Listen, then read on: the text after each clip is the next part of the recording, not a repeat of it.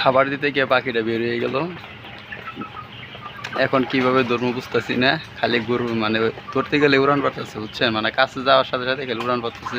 যেহেতু আমার খামারটা একটু আটকানো, নেট দেওয়াতে বাড়াইতে পারে নাই আর কি, এইদিকে খালি ঘোরাফেরা করতেছে, আবার ঘুরে ফিরে খালি পিঞ্জিরের উপরে এসে করছে।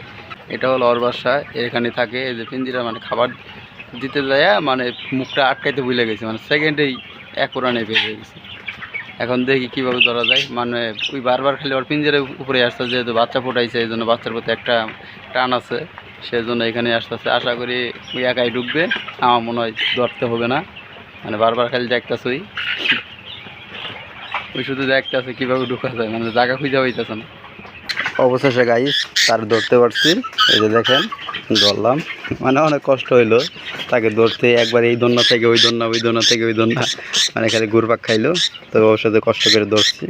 এখন ওদেরকে বাসায় ছেড়ে দিব, এখন ওকে বাসায় ছেড়ে দিচ্ছি।